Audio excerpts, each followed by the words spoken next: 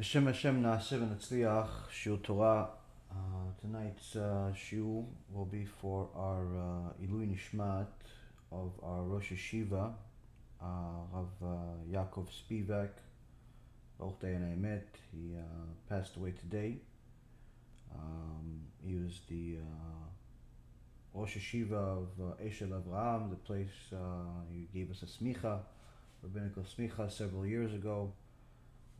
Baruch Hashem, and he was also the president of Igud HaRabbonim, the rabbinical organization that we're proud members of.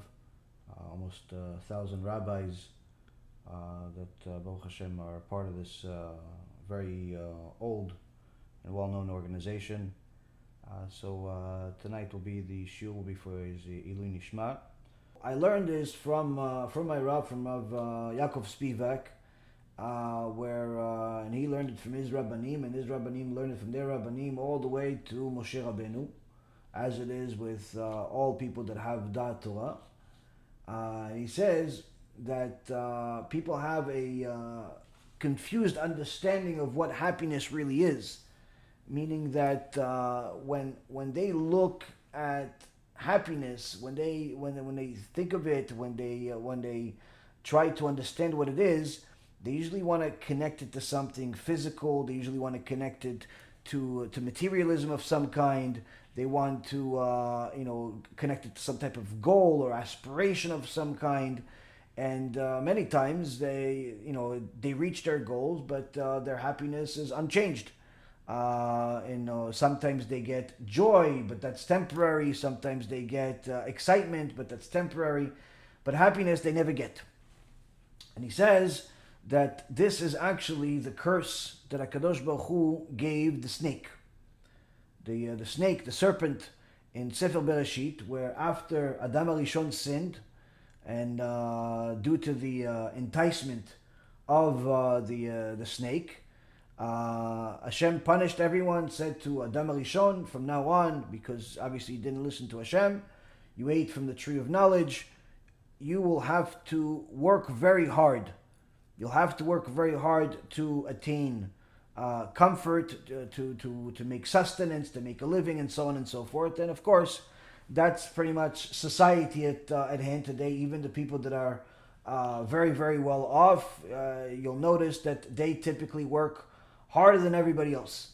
There was a video someone sent to me one time. I didn't watch it, but I remember the title very vividly, where it says that the guy from Tesla, who became a billionaire over the last few years, he's a very, very smart guy, and but he doesn't take any days off. He has no vacation.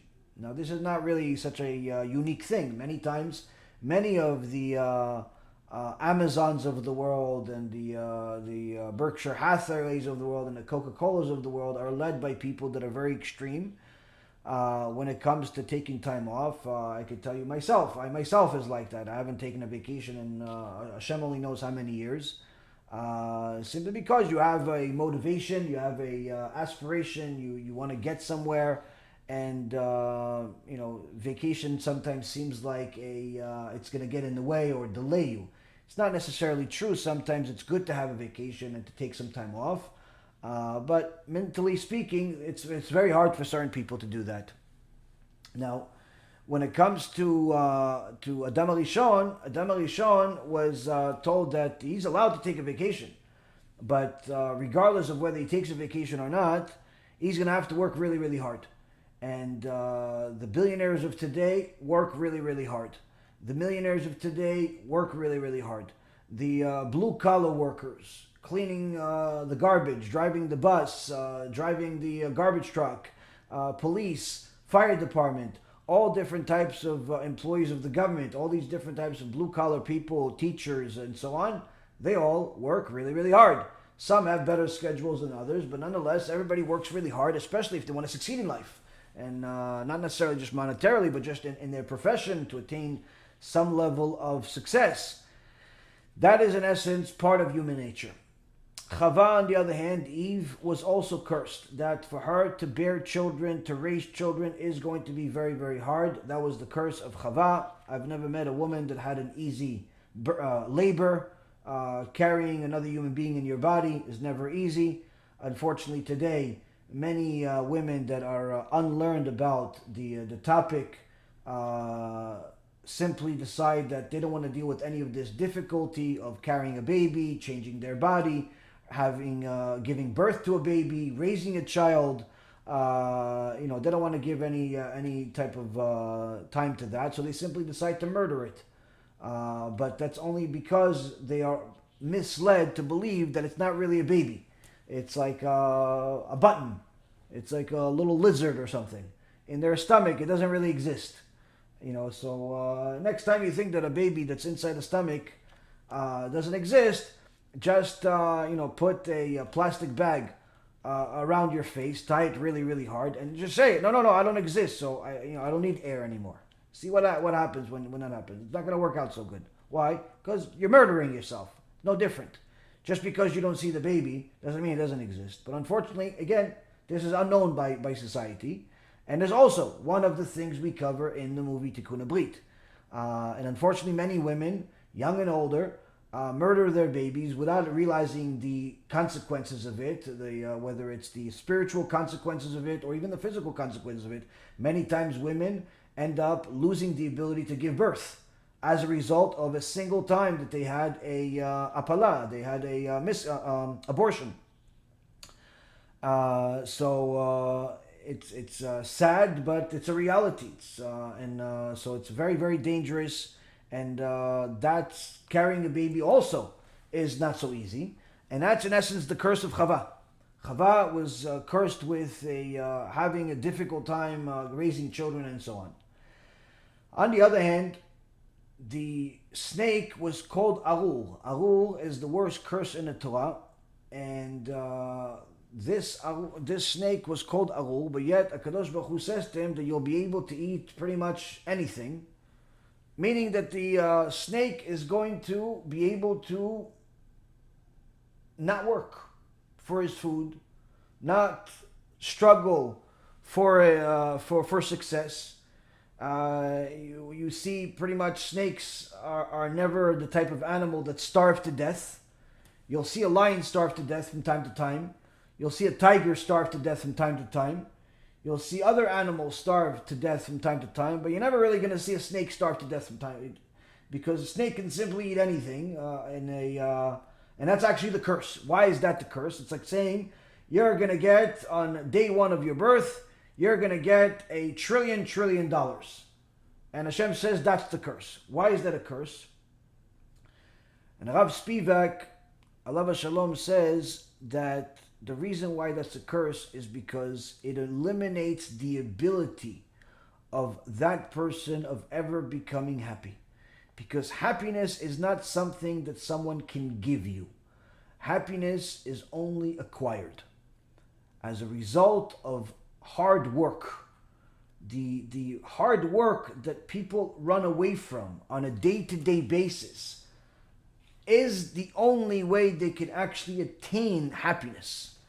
Whether that hard work is the hard work in their marriage, the hard work in their learning Torah, the hard work at work itself, whatever job you have.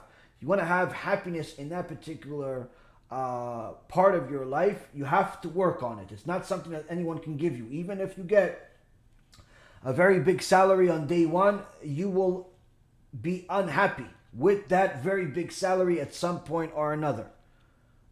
Because again, there's a certain part of a human nature that wants to attain success. As it says in the book of Job, Adam la'amal yulad, a person was created to toil. And but in the bigger scheme of things, in the battle for achieving the purpose of life, it's even more significant, where a person does not know how to attain happiness will simply never achieve it. They can attain wealth and money and still be miserable and commit suicide, like many millionaires do. Suicide, for better or for worse, is a rich man's problem. If you look at the statistics that were done by the U.S. government and other organizations, they said that over 70% of the people that commit suicide are middle to upper class of society. You would think that poor people jump off of bridges, but it's actually not true. It's rich people that jump off of bridges and lose hope. So suicide is not done because you're poor. Usually, it's done because someone doesn't understand how to appreciate their wealth and the gifts that they have.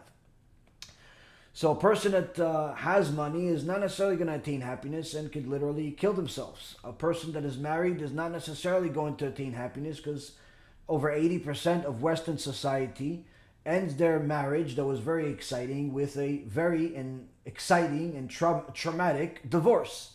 80% actually a little over than 80%, actually file for a divorce, which is a nightmare of its own. So you have people say, oh yeah, but once I have kids, well, what if your kid ends up being this kid that just killed a bunch of people? Are you still happy that you had this kid? What if your kid ends up being like Adolf Hitler and kills even more people? Are you still happy that you had kids?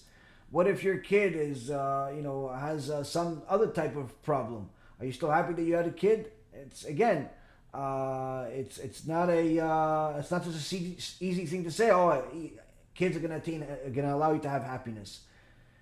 Everything has its cost, and people that understand what they have can attain happiness. As Hillel HaZaken said, "Ezehu ashir hasameach bechelko." Who is rich, meaning who has attained success, who has attained happiness? Someone that's happy with his share. Whatever you have, you find a way to be happy with it. Now, this again is not because what you've attained was given to you, but rather because you've worked hard for it. Now, sometimes when it comes to Kedusha, when it comes to serving a Kadosh Baruch Hu, you have certain people that do certain things and they still don't attain happiness. They pray, they learn, and yet they don't attain happiness. Why is this? So a person came to the Admor Mikotsk, Alav Shalom, and the Admor Mikotsk was Ish Harif. He was a giant scholar, but he was also very brutal with his honesty. And someone came to him and said, Rebbe, look, I've been doing Ta'anit Dibur, fasting with talking, anything that's not related to Torah, already for 40 days. And I do other fasts, and I learned this, and I learned that, and still, I don't feel any of this sweetness of Torah. Eliyahu Navi hasn't come to visit me. Hashem is not talking to me. Why is this? So the Admor Mikotsk says to him, come, I want to show you someone that's even more tzaddik than you. Oh, wow, okay. Takes him outside. He says, see that? He says, who? He says, the horse. He says, yeah. He says, that horse, he's 20 years old. 20 years old, and he has never said a single word. He has been a Ta'anit Dibur. He has been fasting, talking for 20 years. And guess what? Eliyahu Navi didn't come visit him, and he's still a horse. The guy is confused. Why is the Rav comparing me to a horse?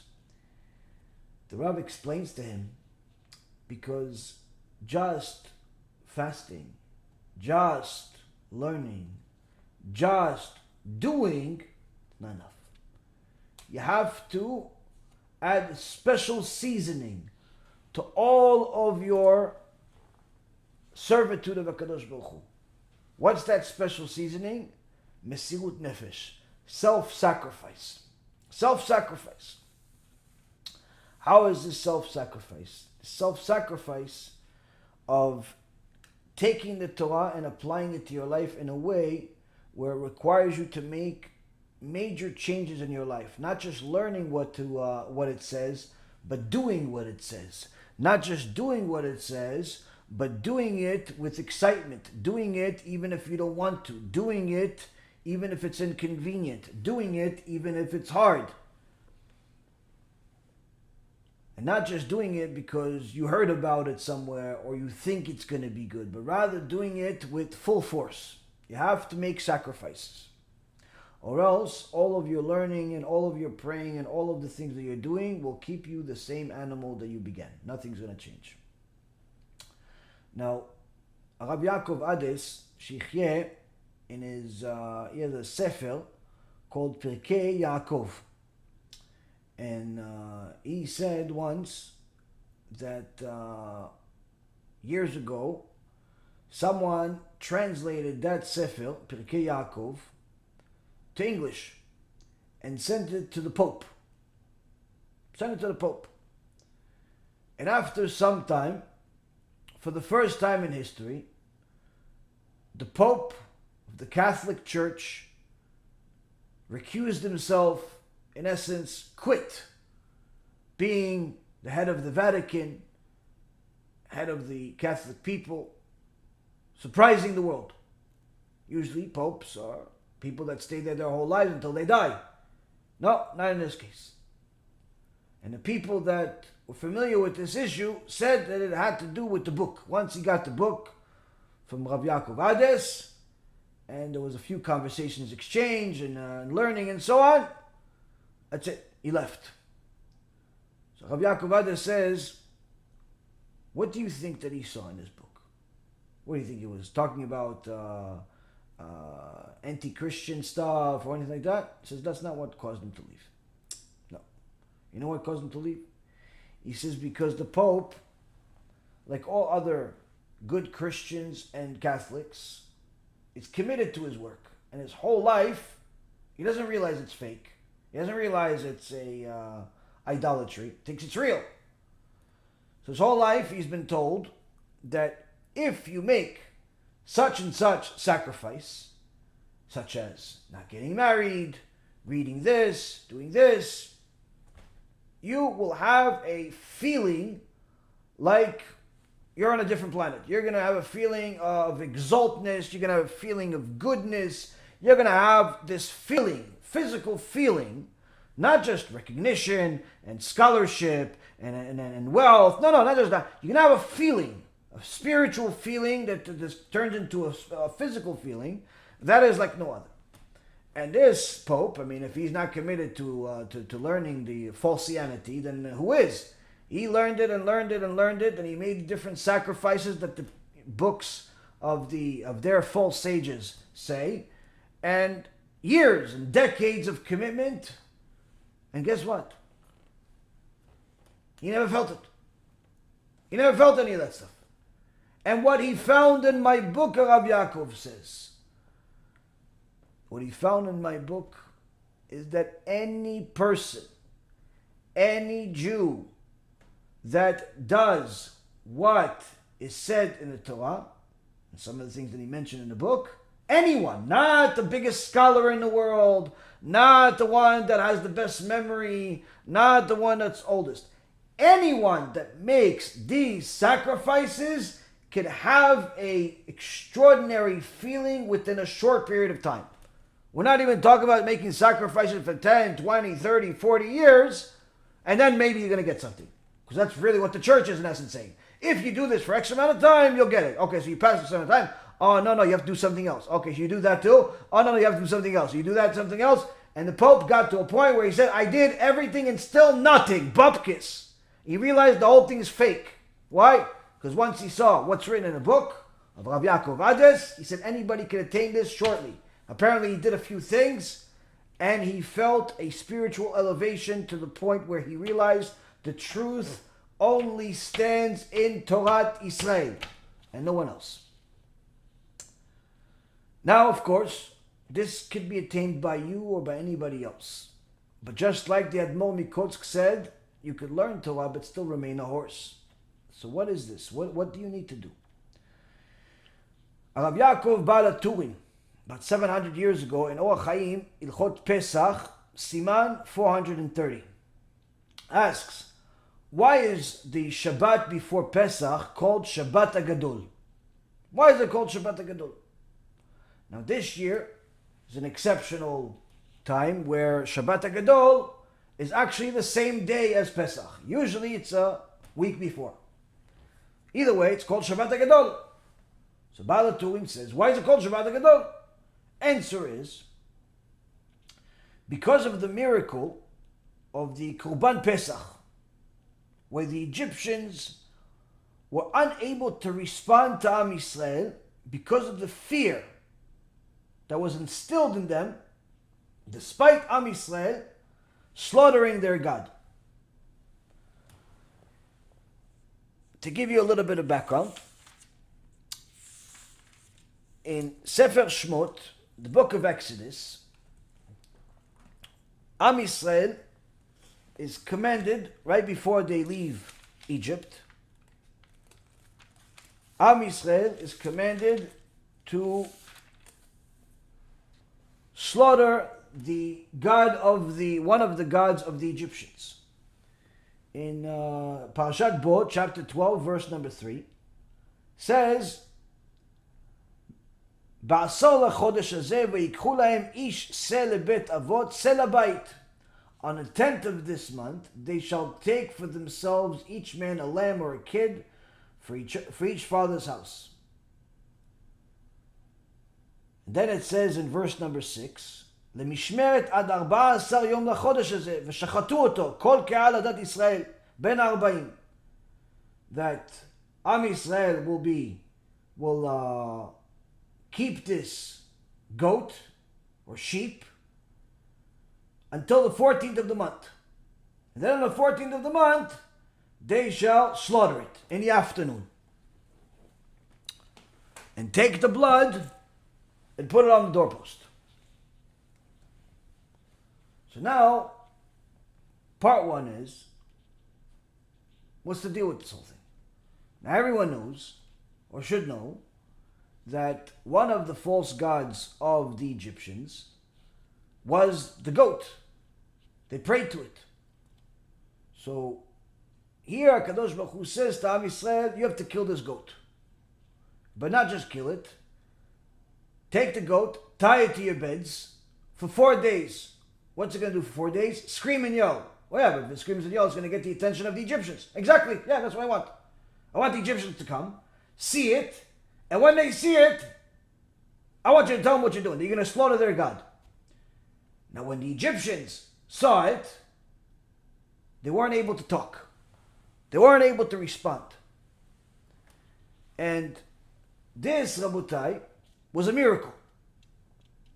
And the Baal Turim says this miracle of them being scared of Am Yisrael, that's the miracle, that's why Shabbat HaGadol. Rabbi Yosef Karo, the Bet Yosef, says, but why is it called Shabbat HaGadol? Because the Torah says that it was Hashem commanded Am Yisrael to do this on the 10th of the month, and to keep the sheep or the goat for 4 days. So we know that in the Seder Olam, in chapter 5, Perek 5, it says that this day, this 10th of the month, was actually Shabbat. Shabbat. Keep this goat for 4 days, slaughter it, that's the Pesach, that's when there's Makat Bechorot, that's when Hashem after that is going to kill the firstborn of the Egyptians. And then Am Yisrael left Egypt the following day, which was a Thursday. So the question that the Bet Yosef asks is, how come it's called Shabbat HaGadol, even though it was really, the first day was Shabbat, but really they kept it for the 4th day, for 4 days. Why didn't they, it was called maybe Yom Rishon HaGadol, Sunday the big day, or Tuesday the big day, or Thursday? Why the Shabbat? So the Bet Yosef explains that it was because on the biggest part of the miracle was on the first day. Because Am Yisrael was petrified to do this whole thing. Was petrified to do this whole thing. Why? They've been slaves for 116 years. And they've been tortured. They've been murdered. They've been done. All nightmares on planet Earth happened over there. Now you're going to turn around to your slave master, to your boss for the last 100+ years, and slaughter his idol? So they were scared to death. But the biggest fear was on the first day. After the Egyptians saw that what was happening and still did not react miraculously, the Jews calmed down, and it was easier by the second day. When the Egyptians came around the second day and they told them, "What are you doing?" He said, "Oh, I'm going to slaughter your God over here." "Oh, that's what you said yesterday." "Yeah." "Oh, okay, I got it." And it was easier. By the fourth day, it was not even a big deal. That's why it was the first day is the day that's celebrated. Now, interestingly, Rabbi Ephraim says, look at the musar that you can learn from this. Am Yisrael has been fighting for the truth since we received it at Mount Sinai, but even before it from our forefathers Avraham, Yitzchak, and Yaakov, and even before them from Noach, and even before that Adam HaRishon. But nonetheless, we received our Torah, we've been fighting for it, and that's part of the reason why another name for the Torah is Sefer Milchamot, which is the book of wars, the war of God, the war of the truth, and the Chotemet, the signature of Hashem, is Emet, is truth, and Am Yisrael has been fighting for this truth against all enemies that ever existed, and the bigger they are, the more likely they are to be our enemy. And that's just the reality. And Am Yisrael has been fighting for that truth, and even though you'll have different parts of Am Yisrael recuse themselves from being part of Am Yisrael, stop keeping Torah, stop keeping mitzvot, sometimes even join the enemies, join the other nations. But the point is that the foundation of Am Yisrael, the people of Am Yisrael, is still Baruch Hashem alive and well, as the Kadosh Baruch Hu promised. The idol worshippers, on the other hand, without anybody fighting them, abandoned their own gods like people throw away food. Look at the Egyptians. Egyptians were, at one point, not too long before this whole event, were the most powerful people in the world. And after one day of seeing that their God, their idol, is about to be slaughtered, did they come to terms with it already? One day is all it took for them to give up any respect, any care, any concern about this false God of theirs. Just one day. While Am Yisrael has fought all of the heretics of the world, all of the apikosim, all of the atheists, all of the false religions and everything else, and we still fight to this day, the idol worshippers abandon their gods in a second. Just give them an excuse to do it and they'll do it. And that's actually why it's easier to make a non-Jew into a Jew than to actually help a Jew do tshuva. It's easier to help somebody convert to Judaism than to actually help a person do tshuva. Needless to say, we do both, but the point being is, that's just the reality. It's a reality. When something is false, you don't need that much to remove it if the person is a person of seeking the truth. But here Rabbi Ephraim says, our own dear Rabbi Ephraim says, look, in one day, the Egyptians abandoned their false god and got used to seeing their god being insulted, being destroyed, being slaughtered. Now, the Bach, about 400 years ago, Rabbi Yoel Zirkish, he says, how come it says that the Egyptians were shocked? How come it says the Egyptians were shocked?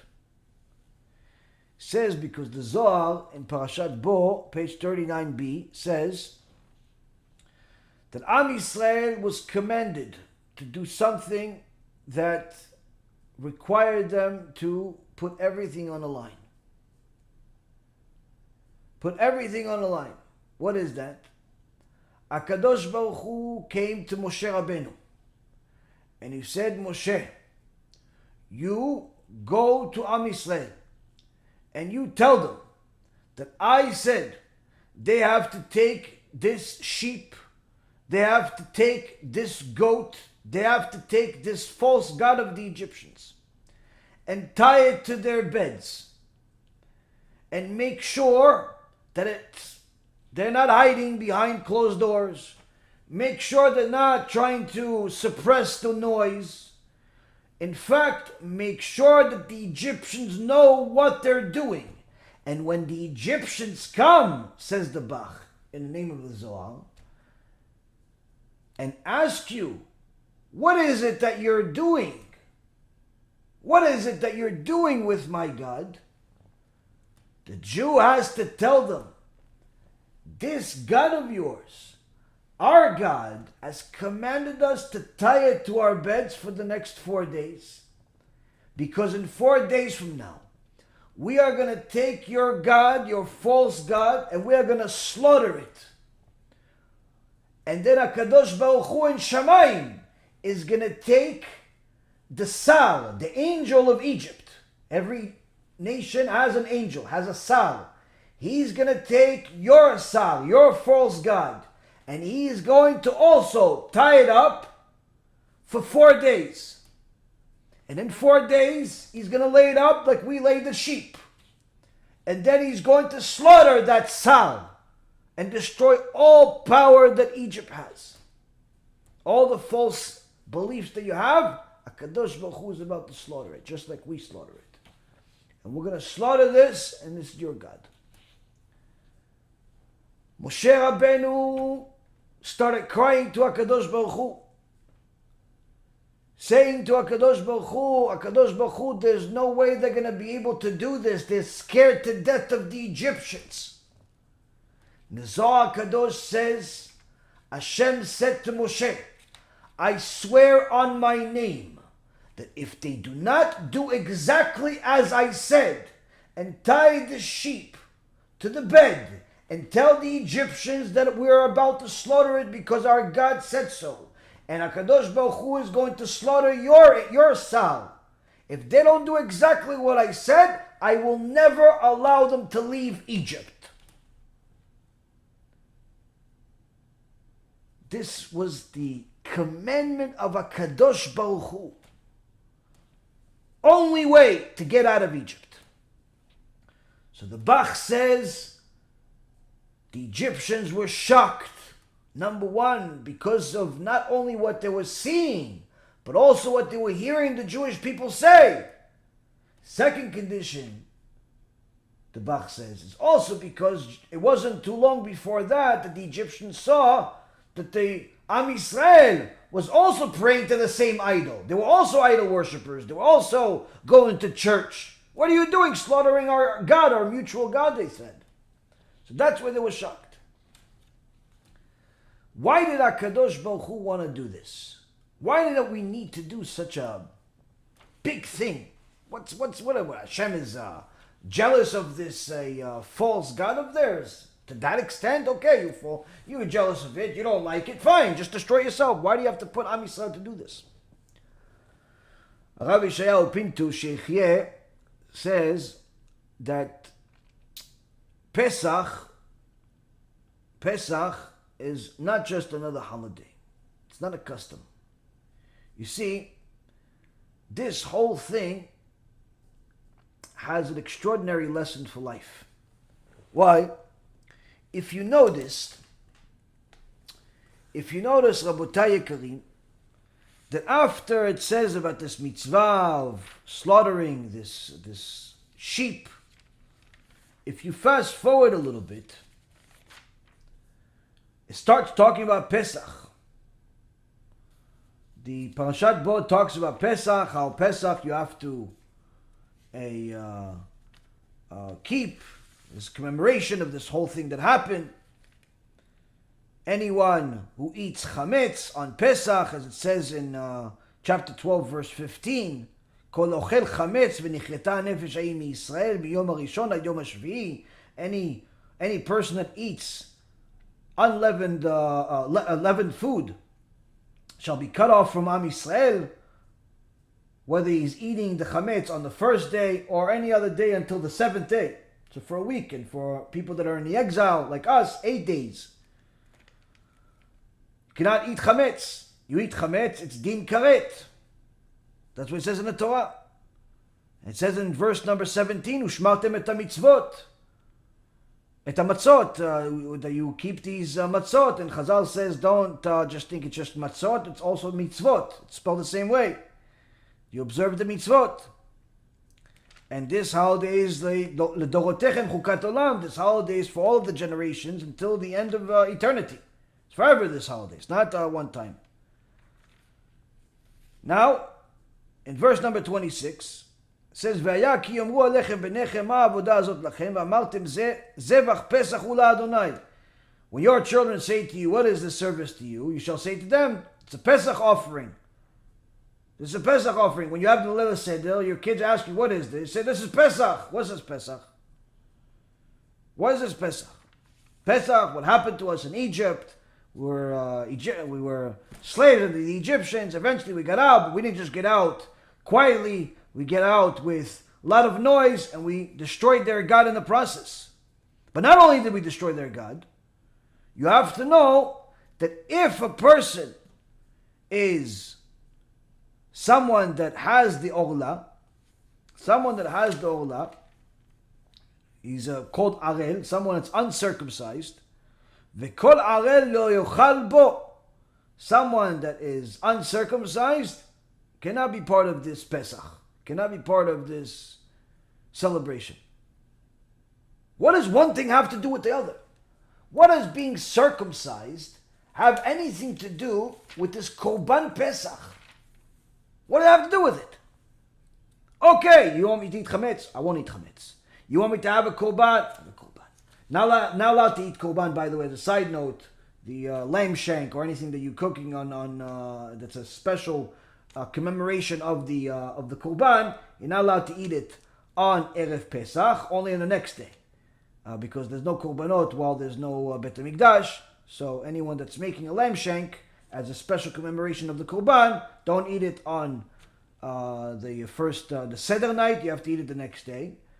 But the point being is that what does Pesach, the korban, the sacrifice, the destroying of the Egyptian god, what does it have to do with being uncircumcised?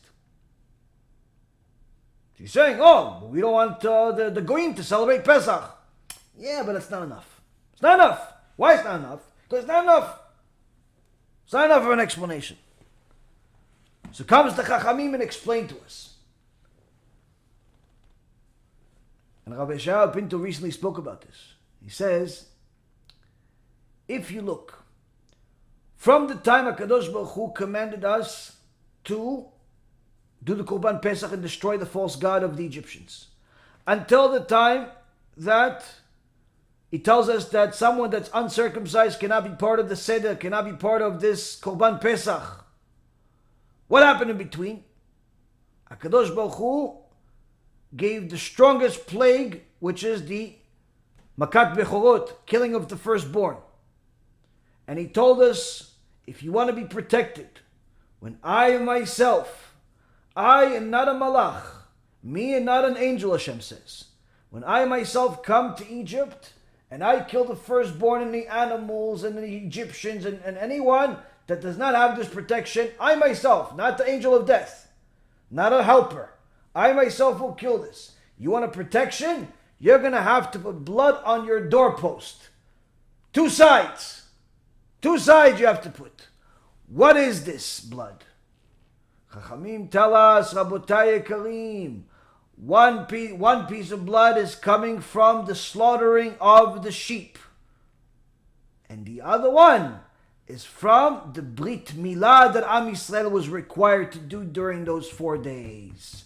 Brit Milah that Am Yisrael stopped doing Brit Milah. Even though Avraham Avinu was the first one to do Brit Milah, Yitzchak, Yaakov, all of his sons, everyone was doing Brit Milah for a long time. But once we became slaves, no more Brit Milah for generations. HaKadosh Baruch Hu says to Moshe Rabbeinu, if you want to leave this nation ever, you have to kill their God and you also have to do Brit Milah. What do the two have to do with each other? I want their blood on the doorpost. I want you to be proud of this. Why do you want me to be proud of this, HaKadosh Baruch Hu? What's so proud? To put some blood? Wow, is anybody going to be able to tell whether it's the blood of the Brit Milah that my husband did or my son did or it's the blood of another sheep that I killed? or a mouse. What is this? So Rabbi Shaul Pinto says, no. It's not about what's this and what's that. It's what they represent. You see, there were two things that Am Yisrael failed at and put themselves in a situation that they were in, and unfortunately, why they're in a situation that they're in today. Number one, they were not protecting their Brit. No Brit Milah. No Brit Milah. How are you going to protect the Brit? There's no Brit Milah. You want to become a Jew? You have to do Brit Milah. There is no such thing as Jew without Brit Milah. You have to have Brit Milah. Needless to say, if you had a Brit Milah when you were 8 days old, no one even asked you. But now as an older man, you're 15, you're 20, you're 25, you're 45, you're 55, you're wasting seed, you're promiscuous, you're immoral, you're with your wife when she's nida, you're doing all types of things and wasting seed, you're not protecting your Brit. Hashem Yishmor v'yatzil, you are bringing yourself back to Egypt. Why? That's why we were in Egypt in the first place.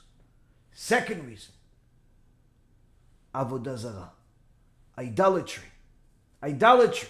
You want to leave Egypt, you have to kill the idolatry. Now most of you are going to say, well, I'm not an idol worshiper. I never worshipped Christianity, never worshipped anything else. I'm a Jew from birth. Or I converted already from Christianity to Judaism. Or I left Christianity and I'm in the process of conversion. Or I left Christianity, Catholicism, and I'm a righteous Noahide, so I'm not an idol worshiper. Maybe so. Maybe not. Why? All of us have a little bit of idolatry in us. All of us. Why? It may not be Yoshke. It may not be Buddha. It may not be some statue or some cow. But how many of us worship money and start crying when it runs away from us? As if we just lost our life. How many of us worship people? Oh, he's my idol. I look up to him. Yeah, why don't you come to Shiur Torah instead? No, he's my favorite guy. He plays basketball and football and all types of sports. I got to go see him. Yeah, but there's a Shiur Torah to go find out about Hashem. Yeah, no, I'll find out about it on YouTube tomorrow. How many of us watch stupid sports or news or stocks and CNBC and Bloomberg? How many of us worship all types of things? Worse yet, how many of us worship our own flaws? No, I'm just an angry person. I'm never not going to be angry. No, I'm just a sad person. I'm just an arrogant person. We each have bad character traits. Those character traits can turn into 100% idol worship. And what HaKadosh Baruch Hu is asking us 3,300 years ago is the same exact thing as he's asking us today for this Pesach. You want to have a good Pesach. You want to have a good life. You want to attain the happiness that HaRav Spivak was talking about that requires toil. Then you must start toiling to not only protect your Brit, protect your modesty as a man or a woman, protect your morality and your Kedusha, but you also have to abandon all idolatry. Not just the apparent idolatry, the obvious ones of statues and false beliefs, but also the idolatry of bad character traits, stinginess, arrogance, anger, all types of miserable, horrible character traits that are destroying your life. You have to abandon them. And you're going to say it's hard. Exactly. That's the point. That's the Korban Pesach. It's hard. Because when the Egyptians come and they say, what are you doing? When the Malach HaMavet comes to you and says, what are you doing? You've been angry your whole life. How can you leave me? I like when you're angry. You break stuff, you hit your wife, you hit your husband, you hit people, you steal, you do all types of... I like it. You're going to say, no, Malach HaMavet, you and me are finished. What do you mean you're finished? I am slaughtering you, and HaKadosh Baruch Hu, Bechvodo Be'atzmo, he himself will also slaughter you. And for that, I'm going to sing Chagadya, Chagadya on Pesach. At the end of Chagadya, the song, people don't know, there's a very big Kabbalistic meaning to this song. Chagadya, Kadosh Baruch Hu says, he's going to come and slaughter the Malach HaMavet. Who is this Malach HaMavet? Each one of us has a Malach HaMavet. Each one of us has a Yetzirah. Bad traits. Each one of us has to destroy them. You want to celebrate Pesach the right way? Pick something that's going to be your korban. Pick something. None of us can change overnight. But each one of us can start somewhere. Pick one thing to make your sacrifice. Sacrifice all your imada's clothes. Sacrifice your wigs. Sacrifice your addiction to sports, video games. Sacrifice your addiction to money. Sacrifice the time that you waste and spend it on learning Torah. Sacrifice any type of bad character trait that you know is destroying your life. Sacrifice it. That's the sacrifice. But remember, you're not going to have the strength to do that sacrifice until you do something that's even supernatural, which is protecting your brit. The reality is, Rabotai, when a baby has a brit milah, the laws of the world say that baby is supposed to die. Why? It's not normal. Baby, just born a few days ago, 8 days ago, you're going to cut him already? It's very dangerous. The baby's already at life risk just by the fact that he was born. You're going to cut him? You're going to put that baby's life at risk. But HaKadosh Baruch Hu makes one day an entire human life be a day that he sends extra vitamin K to make the baby superhuman. Heal faster than any other time in his entire life. Even if he would take those vitamins throughout the rest of his life, he would never attain the level of vitamin K that he has on the 8th day where he's supposed to do a Brit Milah. And therefore his life is not only not at risk, he goes to sleep within a few seconds after having a Brit Milah. He doesn't care, he's good, happy to go. Am Yisrael as adults had a Brit Milah, they put themselves and their lives at risk in Egypt. HaKadosh Baruch Hu says, that's what I want. I want you to put your life on the line for me. Put your money on the line, put your time on the line, put everything on the line for me. Something that hurts. One of the most painful things in the world is to overcome the addiction to pornography, immorality, and all of these different filthy addictions. It's very, very painful tshuva. But when you do it, Kadosh Baruch Hu says, that's the korban I've been looking for. You combine that korban with the other, you're going to have a spiritual elevation like no other. Why? Because you've made a physical sacrifice and also a spiritual sacrifice. And when you combine the two, as Rav Ades said, you combine the two, you're going to reach a spiritual elevation that would even make a pope into someone that wanted to become a Jew. It would make someone that lived a life of falsianity into a person that's changing the truth. In a day. One day, you can change all of that. And every single person can do that. But you can't just sacrifice anything you want. It has to be what Hashem's asking. What Hashem is asking is a spiritual and a physical sacrifice. This, Rabotai Karim, is the way to attain happiness. I can tell you for myself, there are times that I'm happier than others. There are times that I'm less happy. One common denominator is that I always make certain sacrifices. Always work a lot. Always do a lot of different things. But working a lot and answering calls or messages at 3, 4, 5 o'clock in the morning is not enough. Dealing with the organizational issues, not enough. Dealing with 50, 60, 70 different employees and contractors, not enough. Why? That's just a physical sacrifice.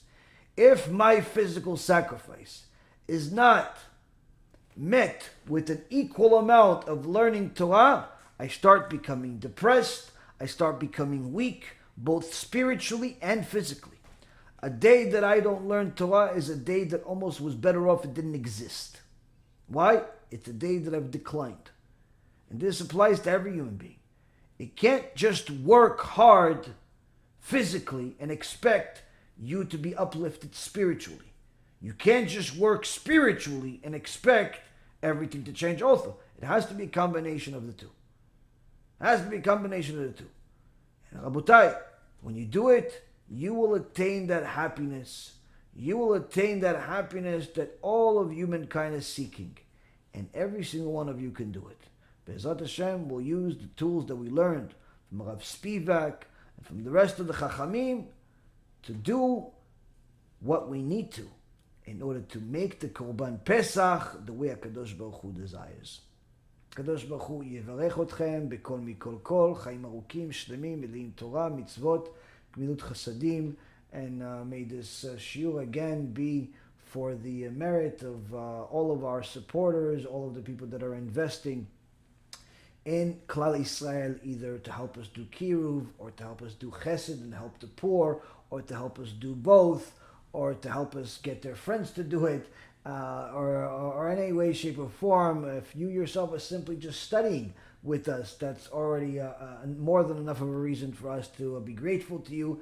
And may all of the merits of all of the Torah that's learned here today go to our dear Rosh Yeshiva, Rav Yaakov Spivak. May Hashem bless him and elevate his neshama for all of the good that he's done for us and for Klal Yisrael. Baruch Adonai Leolam. Amen ve'amen.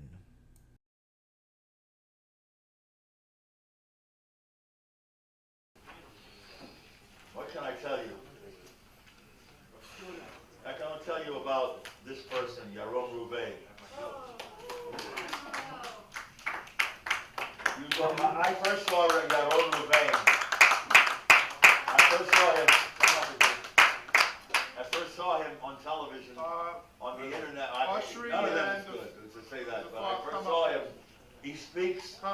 He has anything that would describe HaRav Yaron Reuven is that he's been there and done that. Nobody, no matter what, in business or anywhere, can say that you don't know, you don't understand.